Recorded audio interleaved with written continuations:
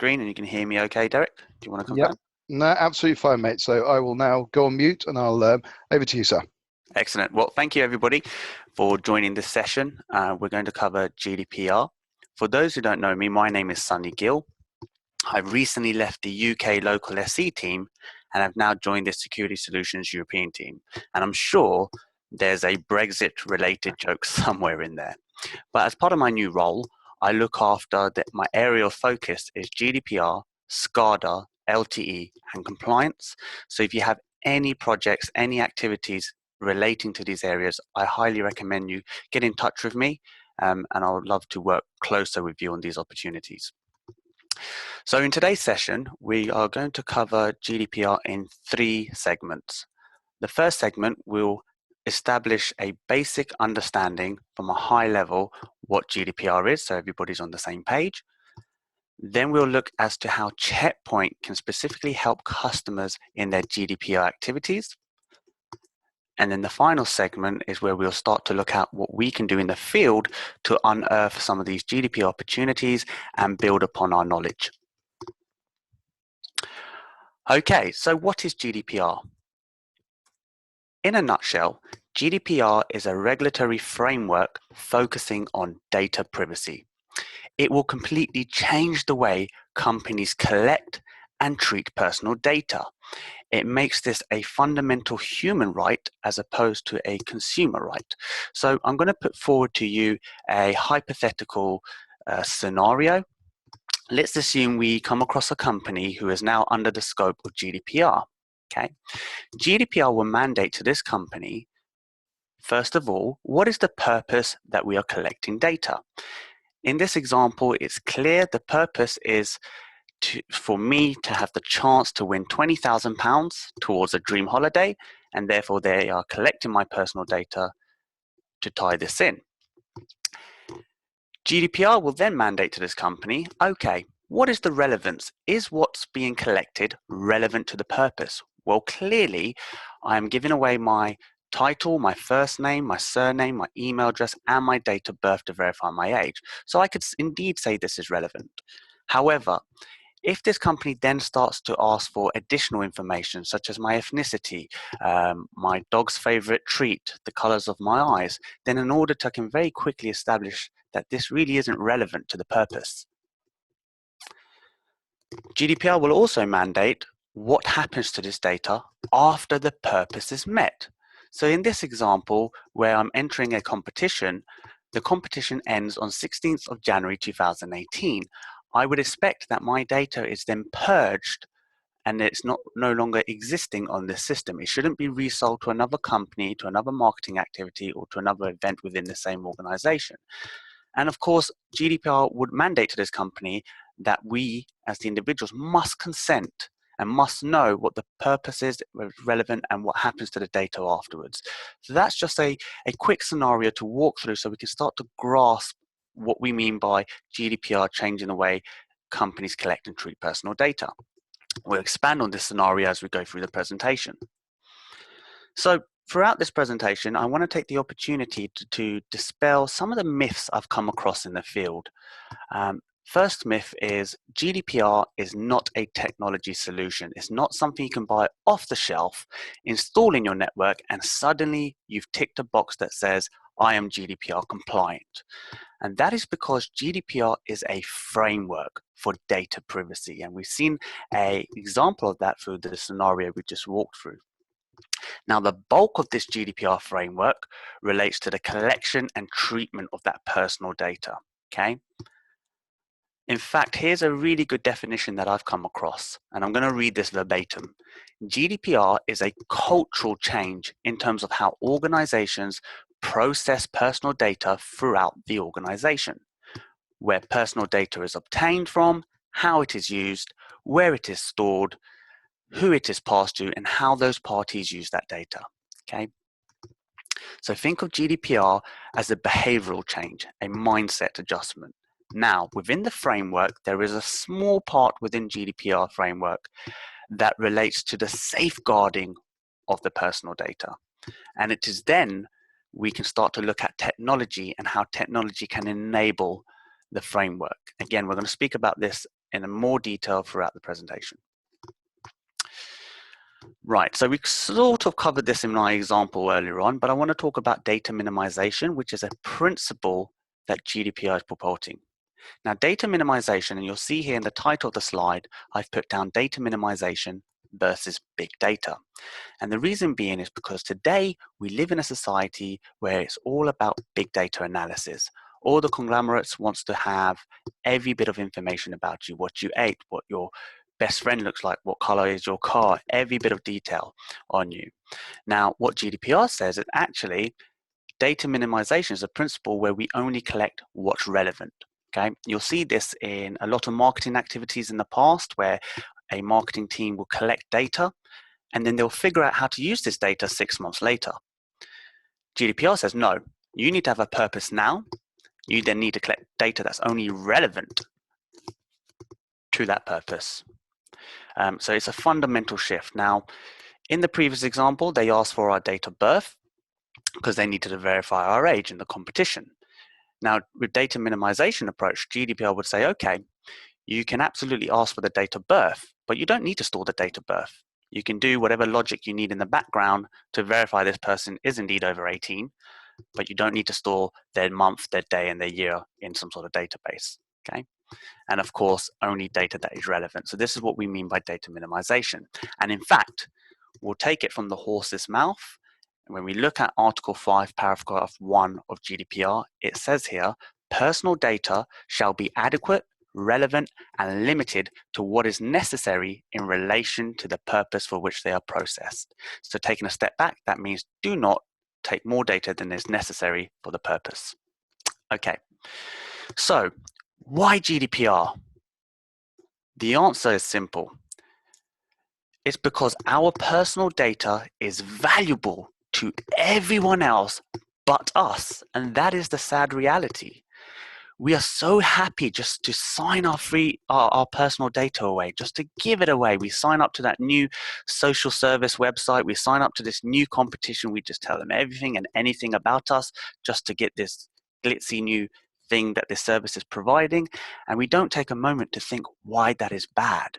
Okay, so GDPR sort of steps in on our behalf and says, I'm your hero.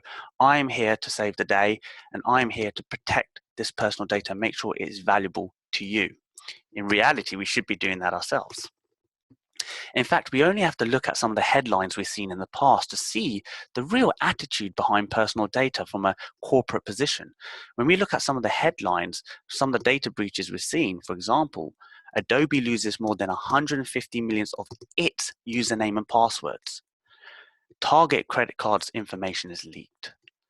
Snapchat loses its username and phone numbers.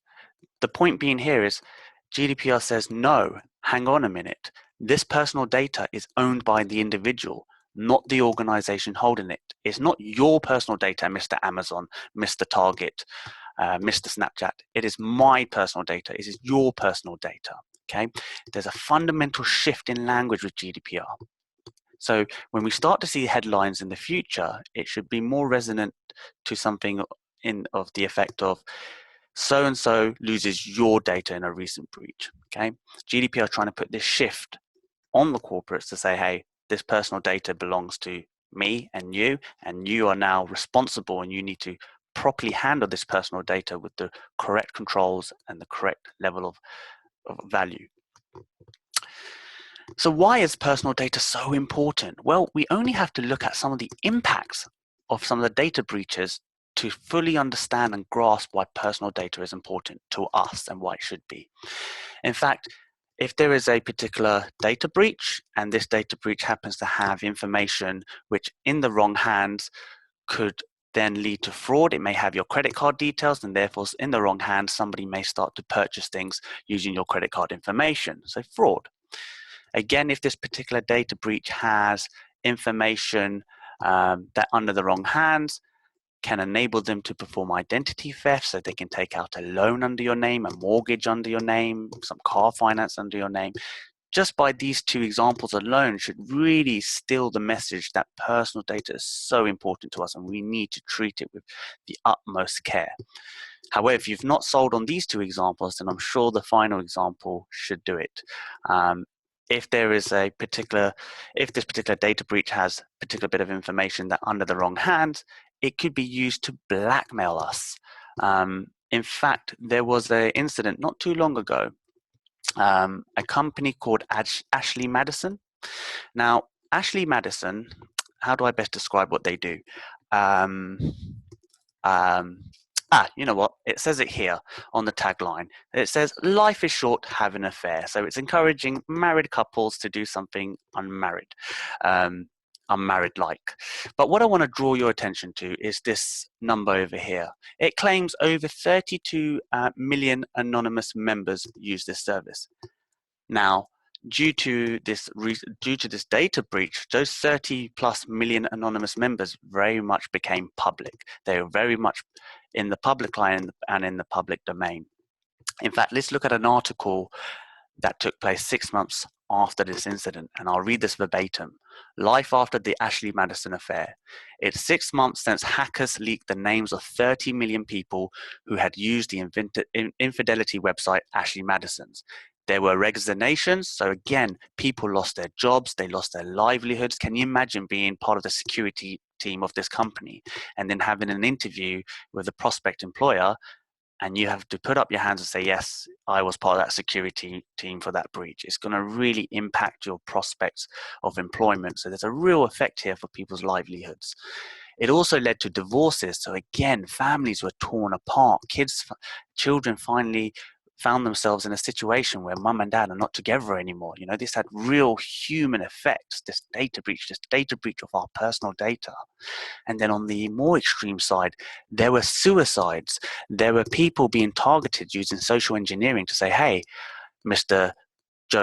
John Doe, I know who your spouse is through Facebook, and I know that you've been using Ashley Madison, and this is the people you've been meeting. This is what time. These are the phone numbers.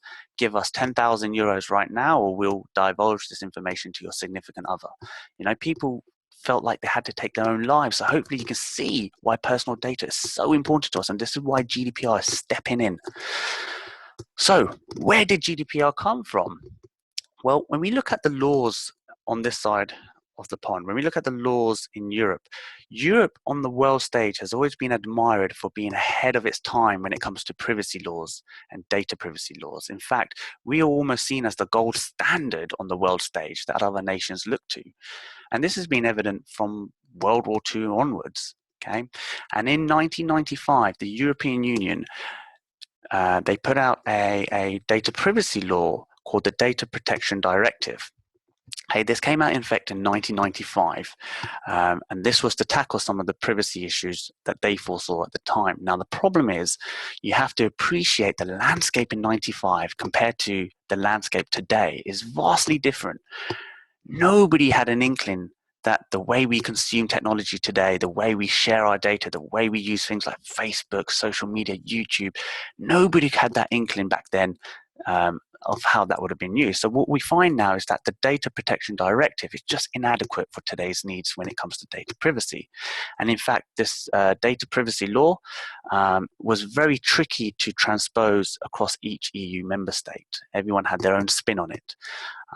There was a lot of inconsistency, and trying to enforce it on a company who spanned multiple EU members was very difficult.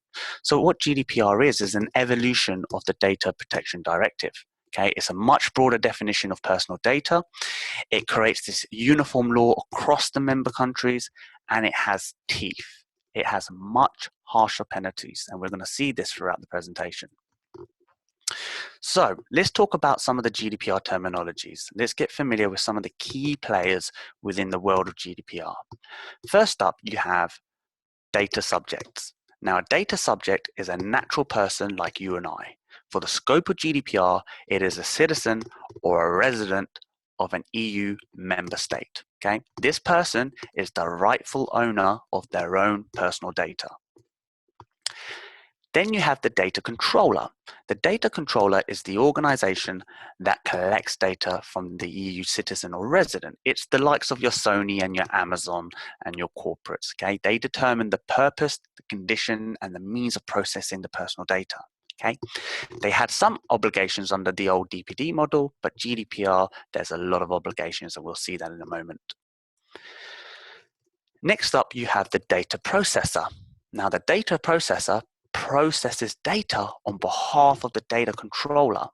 This could be via a service such as a cloud provider. So you may have a company called acne.com, and that's the data controller, and they may be storing some of their customer details in Salesforce, which is a data processor.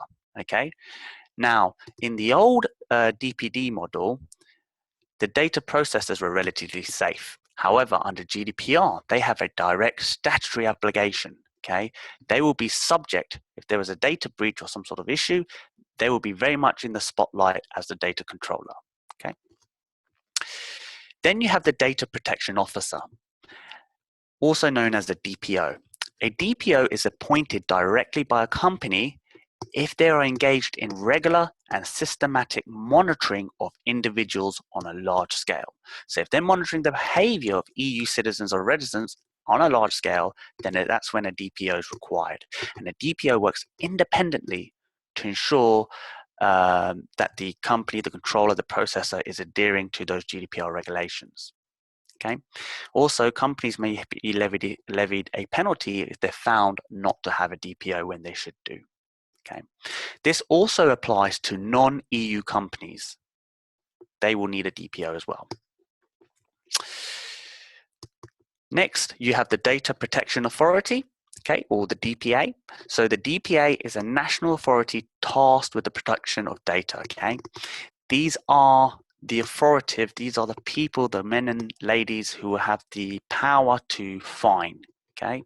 Each EU member state is required to appoint one or more DPA to implement the regulation. This way, if there is an organization that spans multiple EU countries, as an example, then there is consistency because these DPAs will talk to that DPA to ensure there's an enforcement through the trenches.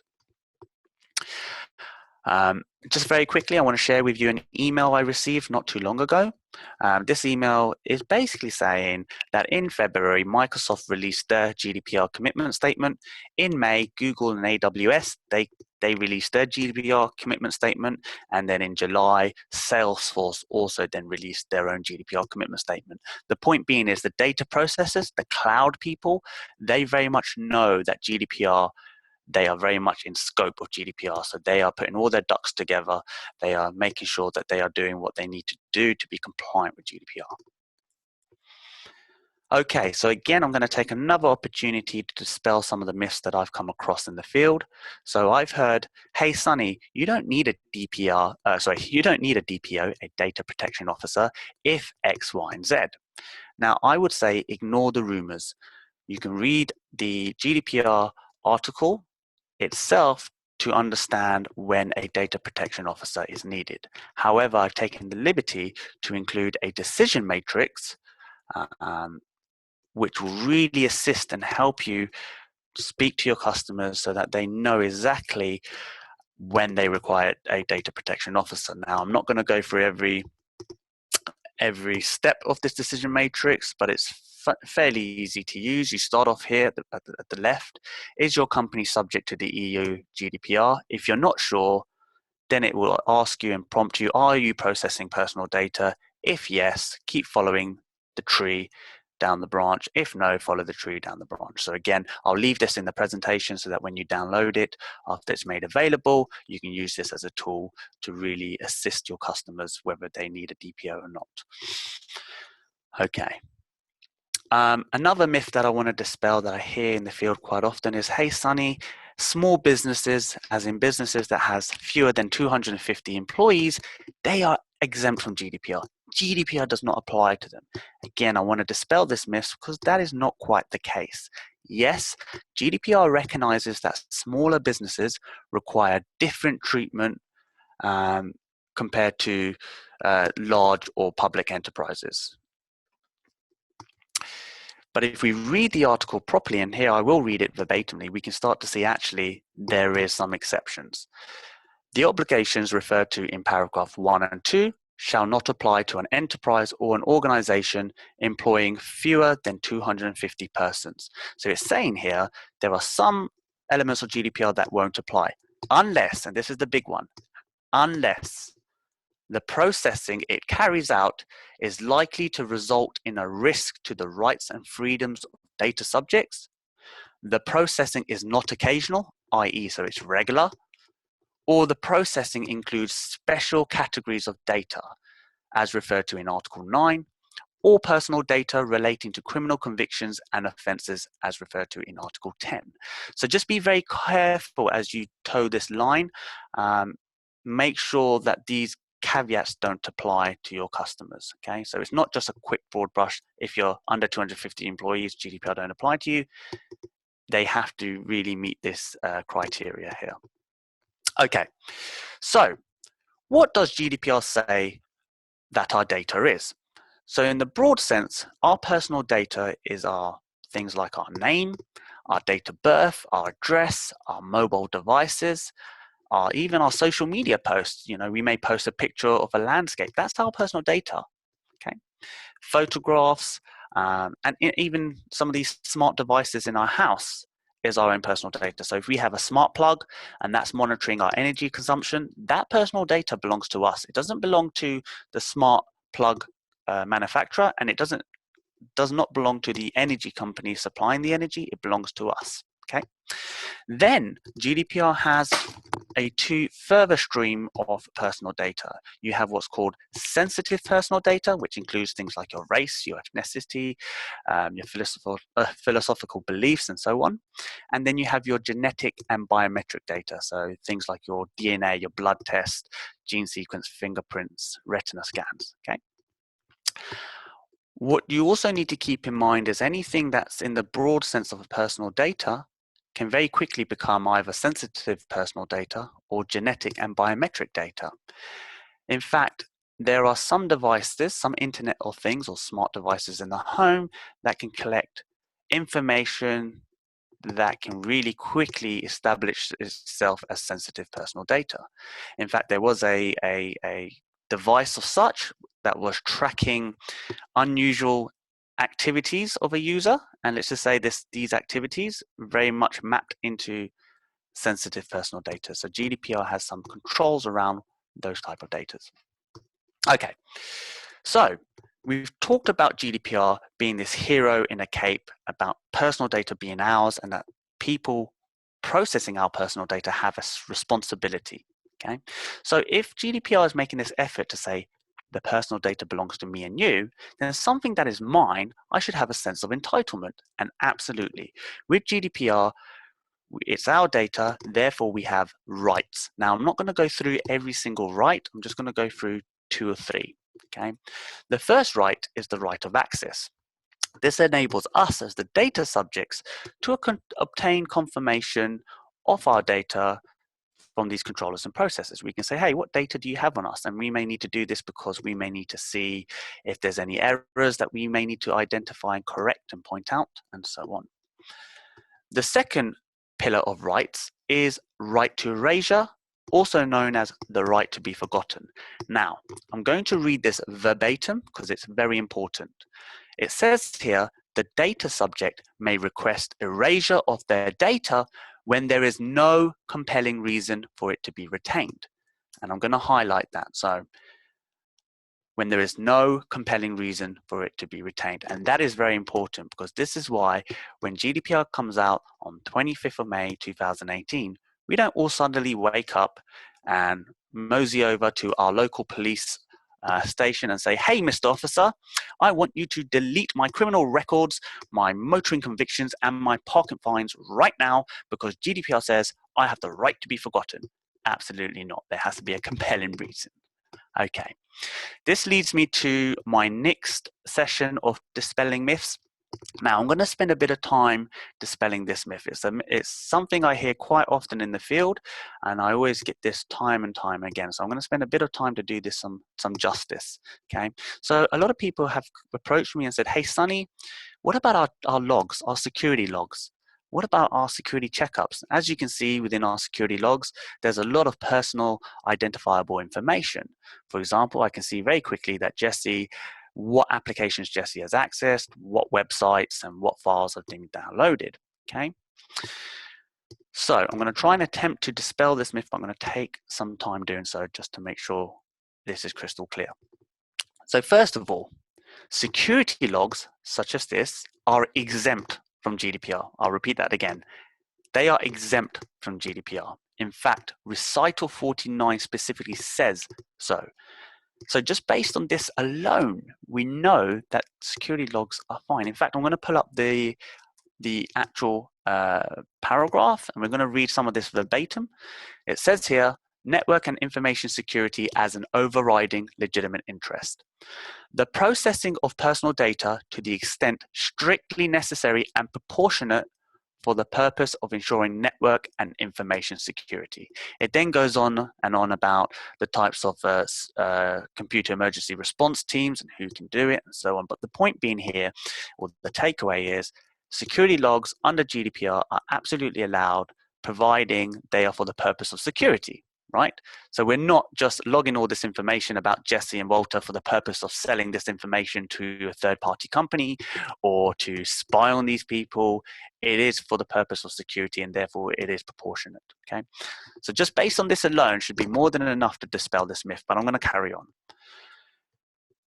So we see also in recital 85 to 88 of the GDPR framework that talks about breach notification, okay? What to do once a breach has been detected. Now, the only way you can detect a breach is if you're logging information that enables you to detect something. So this alone also shows you that this is a compelling reason, okay, for it to be allowed under the scope of GDPR, and also a compelling reason why somebody suddenly couldn't say, hey, I have the right to erasure, you must delete things about me, because these two pieces of the pie very much show the compelling nature. Okay, so moving on. So third point is also we have to understand from an organization point of view, or an organizational measure, these sort of logs, the security logs, are limited to people who need access to them. So support, sysadmins, SOC personnel, okay? They are not being accessed by the coffee maker or the receptionist. Furthermore, the people who have access to these security logs are also individuals that must be trained on data protection and security, okay? Employees also must know what's being collected and why. So within the company handbook or the appropriate document, there should be a clause there that says, hey, we are monitoring your network activities for the purpose of security. Okay. In fact, this is a really compelling reason why we could leverage user check notification. It's a great tool to leverage and to constantly remind people of the security implications that may arise from their actions. We also know that the logs, when they're transmitted from the gateway to the log server, whether that's sitting on the management or its own entity, that data in transit is secured via SIC. We also know that the logs accessed at rest, so data at rest, is accessed by trained need-to-know staff, so again, an organizational measure. And of course, with archive logs, the organization should ensure that archive logs sit on a part of the network that's secure, maybe a drive that has full disk encryption and is marked appropriately, so only relevant personnel can access it should they need to access it. I also come across questions around security checkup. So again, security checkup falls into every point we've made here, particularly points 1, which is the exemption of recital 49, because security checkup is for the purpose of security, not privacy. We're not going to a customer and saying, hey, let's do a security checkup so that we can understand what your users are doing, and then we can sell that on to a marketing company. No, we're going into a customer environment to say, hey, let us show you where your security gaps are so that we can then better your security and have a discussion around that. The final point here is with security checkups is we also have an excellent data handling disclaimer. And what that means is when we've done a security checkup, we have the ability on the appliance to then factory reset the data to the appliance and lose the data altogether, or even implement DoD sort of data destruction algorithms to really purge all that data as well. Also, when we do the security checkup report, we are hopefully using capsule. We are using capsule documents to ensure only the relevant people have access to that document, and then we can revoke it once the purpose is met. Okay, so hopefully, I know I spent a bit of time there, but that is one of the common questions I get from the field. So hopefully there should be no doubt in anybody's minds as to the security logs we keep and the security checkups and how that sort of plays its role where GDPR is concerned. Okay, so GDPR specifically has a clause in the framework that exempts this. Okay, so GDPR is around the corner, specifically 25th of May 2018, so not long to go. I want to take a moment just to really grasp what the European Union is. So the European Union is over 508 million people. It has a GDP of over 15 trillion euros. So we are big. The European Union is big and punchy. What that really means is people across the world wants to do business with the European Union, and therefore the European Union can stipulate, hey, it's either my way or the highway, i.e., these are the GDPR rules. If you want to do business with us, you need to follow them. And this is why GDPR extends to companies that are doing business in the EU. So this is not companies that are based in the EU. These are companies all over the world doing business with the EU. And that includes the likes of Canada, America, India, even the UK, should they be in the EU or out of the EU, countries like Norway and so on. If you're doing business with the EU, again, we came across some of those definitions. If you're doing systematic regular monitoring of people's behaviors or selling goods and services to European Union citizens or residents, then you're very much in scope. In fact, I hope everyone appreciates this next slide because it took me about 10-15 minutes to put it together. So here we go. There's the European Union. Nope. GDPR impact is worldwide. And there's my beautiful animation that took me ages to do. Okay. So, and again, we look at Article 3, verbatim. This regulation applies to the processing of personal data of data subjects who are in the Union by a controller or processor not established in the Union. So it's saying whether you're a data controller or a data processor not in the European Union, you will still be in scope of GDPR. So I hope that is clear. I mentioned earlier on that GDPR has teeth, it has penalties.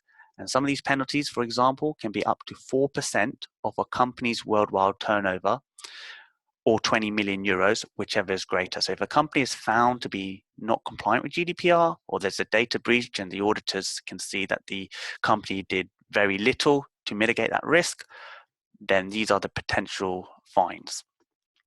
There's also something that GDPR mandates, which is a 72-hour breach notification.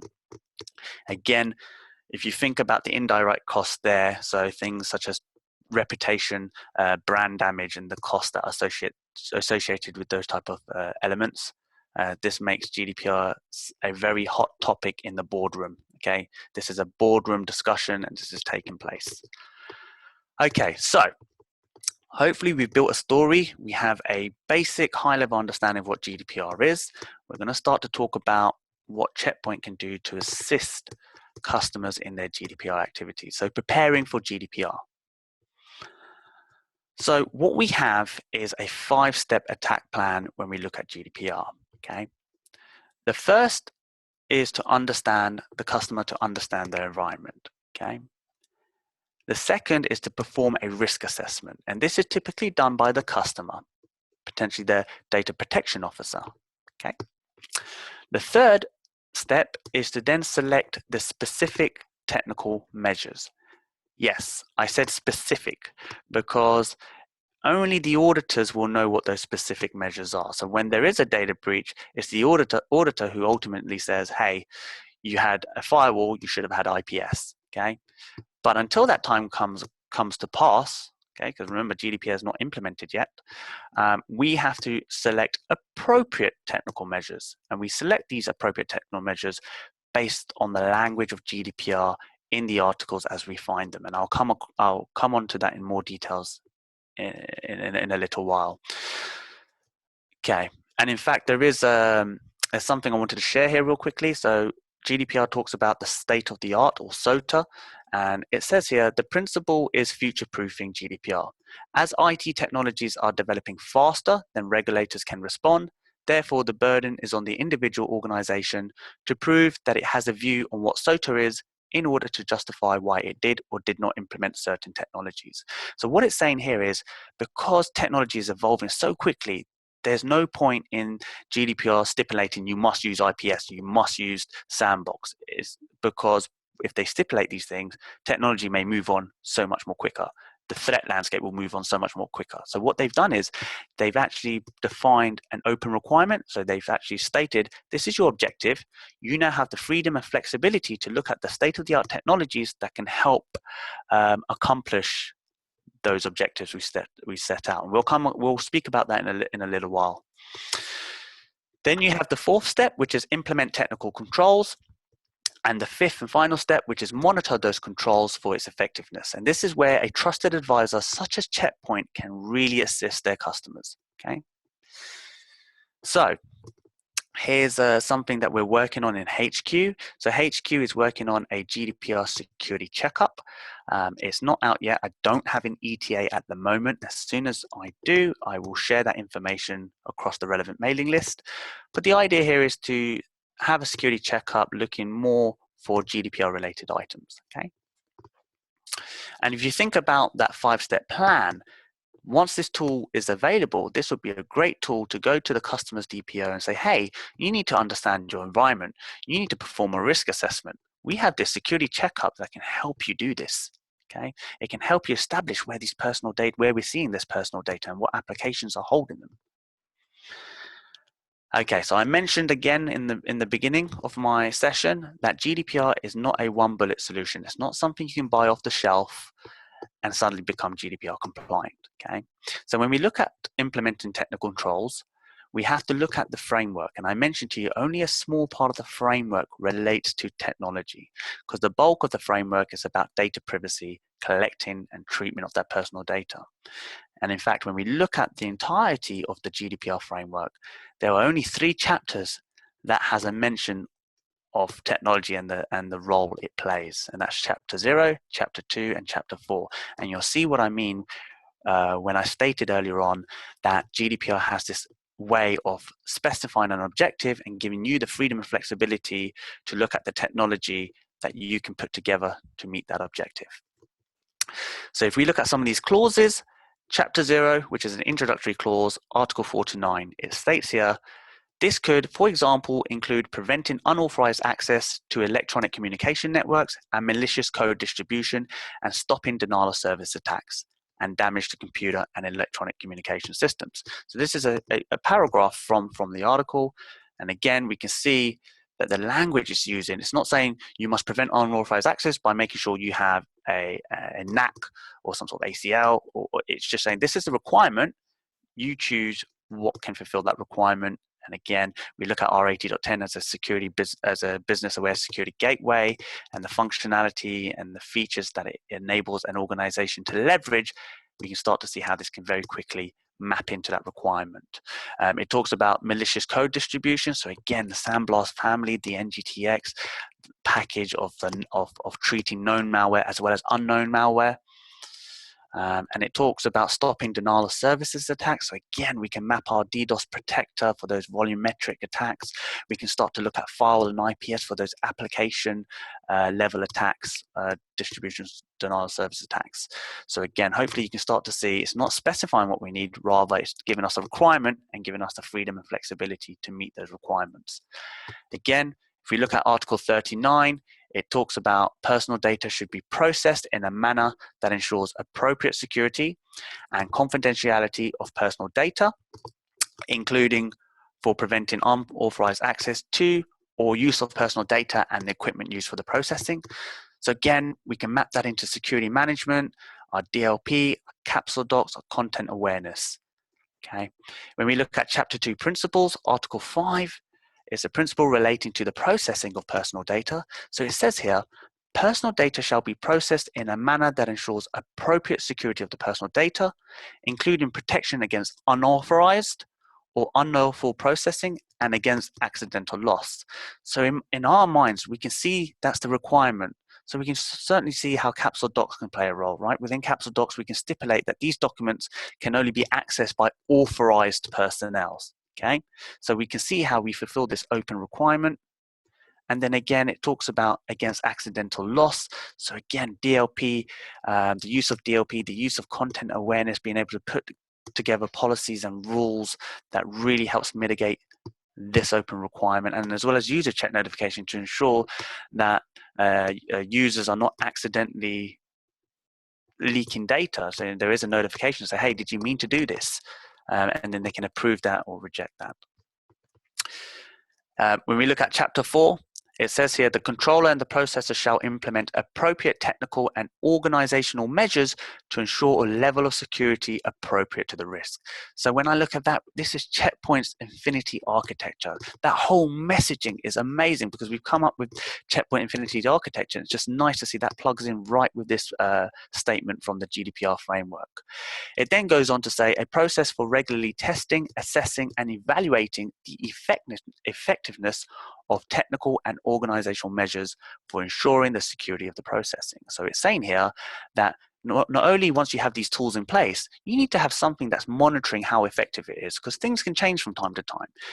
And again, that's what Compliance Blade does, right? We know this. Compliance Blade looks at the software blades that are enabled and make sure they're effective to the security best practices we put together and some of those regulatory definitions that it ties into.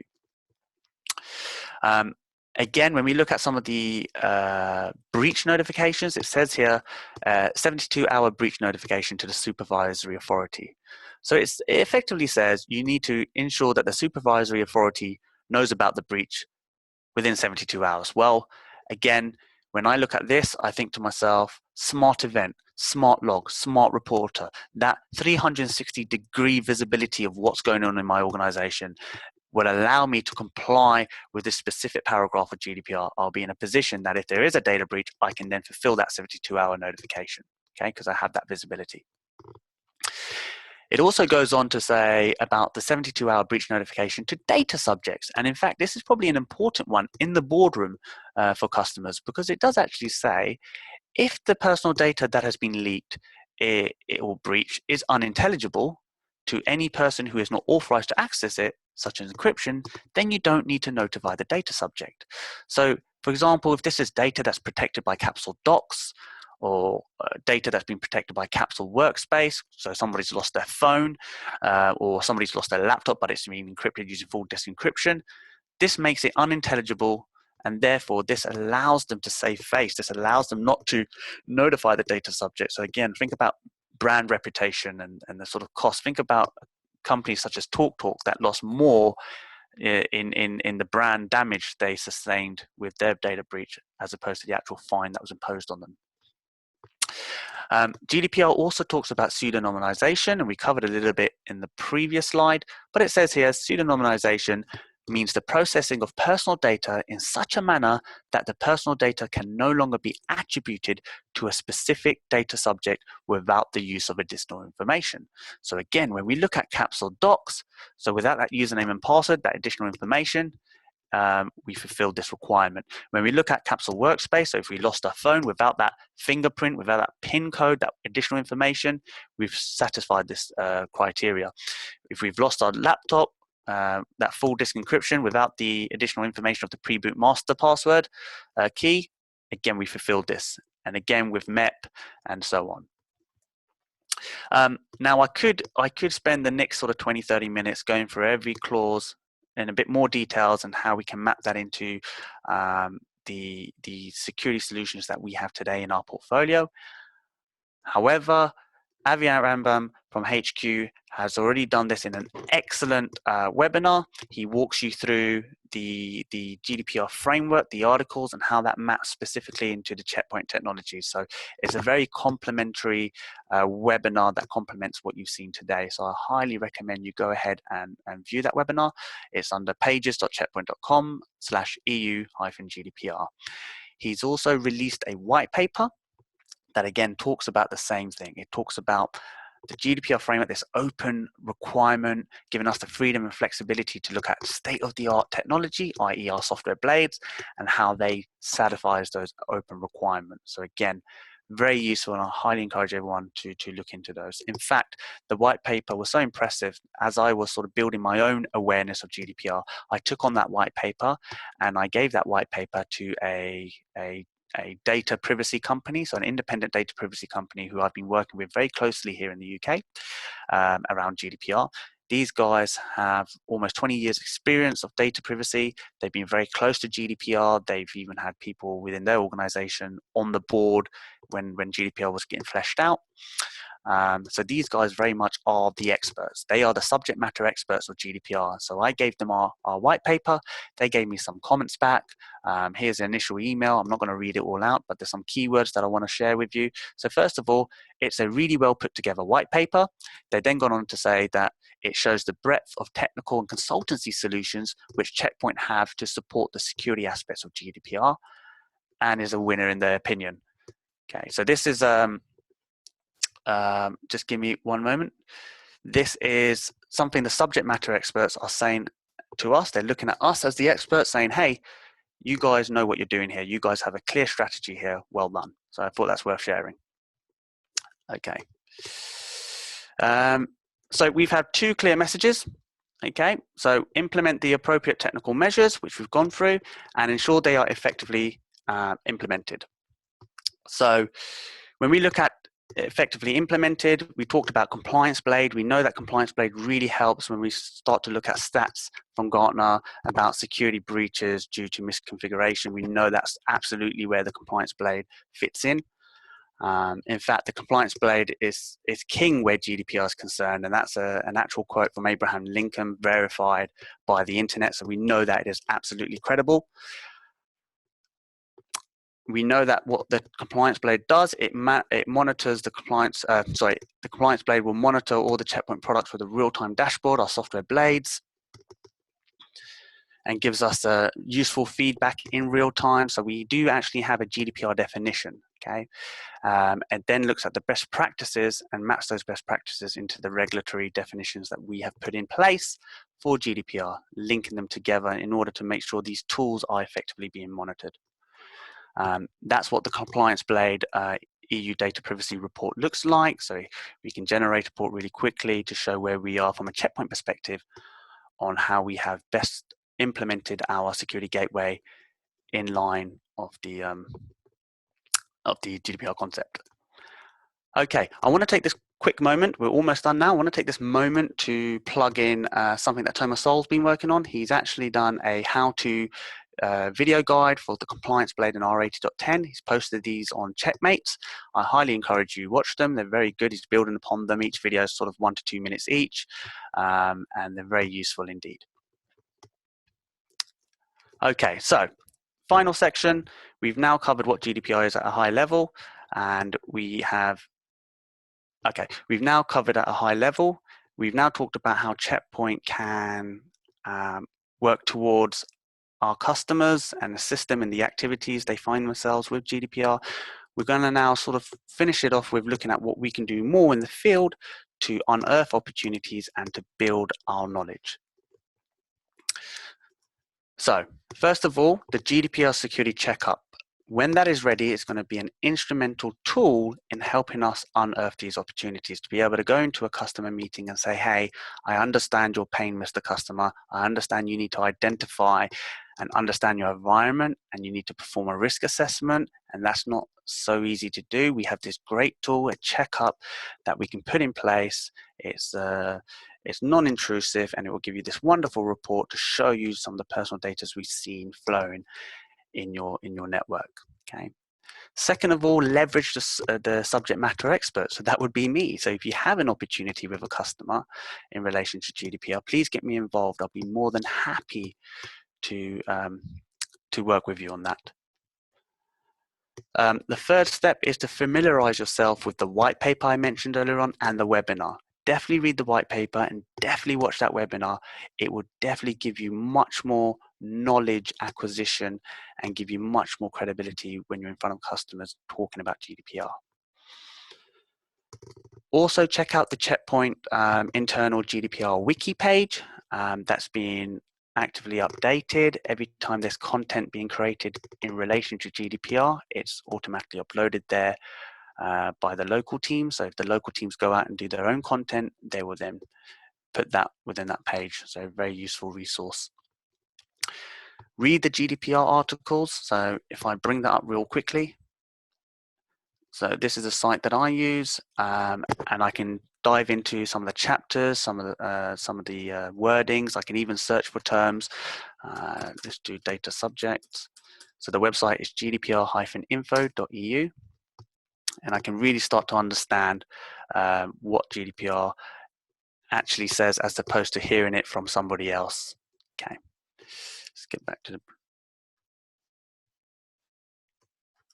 Okay, so 6, also speak to your customer's data protection officer. Show them how we can help. Show them how we can absolutely, with our portfolio, enable them to fulfill some of the requirements of GDPR. We mentioned that GDPR is mostly about data privacy, right? How a company's attitude and sort of procedural outlook on personal data is, but there's also elements that technology can play a role in, and that's where we want to show them our value of our security checkups, as well as the value of our software blades that makes their life easier, makes them much more compliant where GDPR is looked at. Okay, so before I go, I'm just going to share with you some success stories or some things that I do in the field that I feel really helps when I'm in front of a customer in a meeting talking about GDPR. This may be something you can adapt for your own tactics. One of the first things I like to show a customer in a meeting is this website. This website is called informationisbeautiful.net. And what I particularly like about this website is that it summarizes, just give me a moment, I'll actually pull that up. It summarizes some of the data breaches we've seen. So it actually has data breaches up until 10th of September 2017. And I think from 2004, and it summarizes all these data breaches in a way that's very intuitive, and it almost gives me a very much a smart event, smart log feel to it. So when I'm sitting in front of a customer, and this customer happens to be in retail, I can go ahead and filter this out so that it's relevant to this customer's industry, and then I can then go ahead and click on it to get a synopsis. So it says here, the CEX, it says here that a breach leaked full contact info and financial details, although the newest financial data dates to 2009. So it gives me a bit of a synopsis, and then I can click into here to get a bit more information. So it's almost like Smart Event, right, where we present our the little donuts, as I like to call them.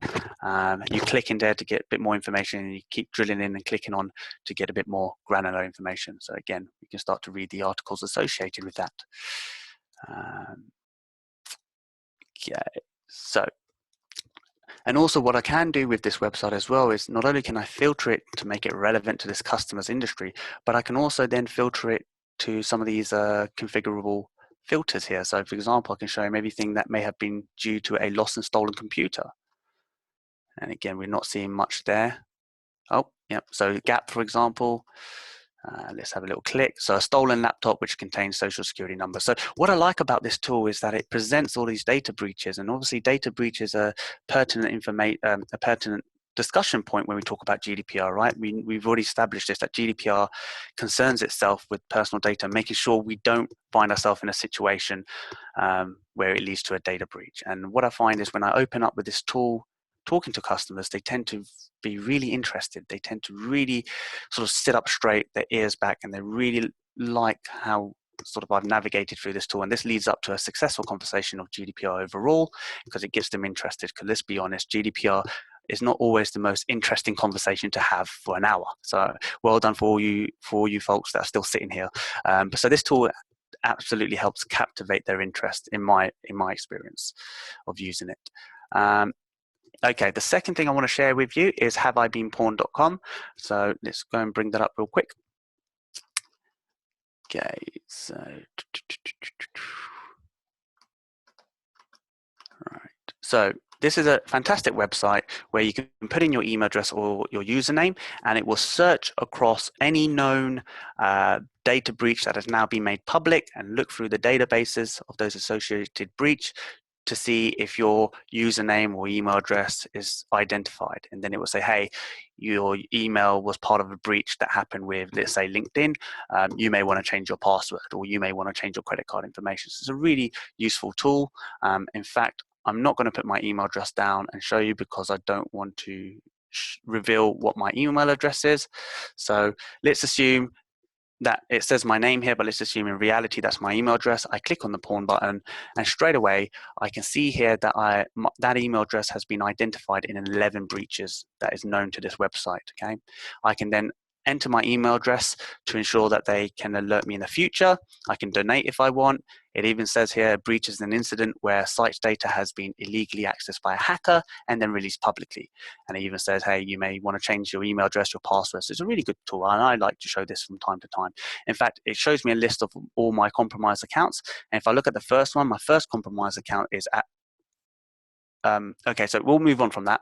So in summary, GDPR, hopefully what you've taken away from this presentation is, first of all, what GDPR is at a high level. It is not a technology that you can install and suddenly you're compliant. It is a framework, it is a fundamental shift in attitude from a legal and procedural point of view, okay? Technology has a small part to play, an important part, but a small part when we look at the framework in its entirety, okay?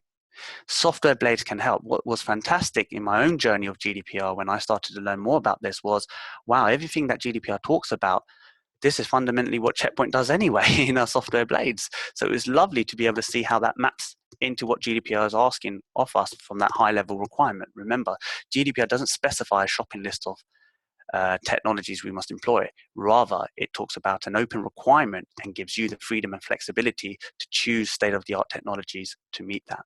And then ultimately, if you are in a position where an incident has occurred and the auditors are looking at what you did to mitigate that risk, you can show them this is what I've done to mitigate the risk, and they will ultimately decide if that was sufficient or not.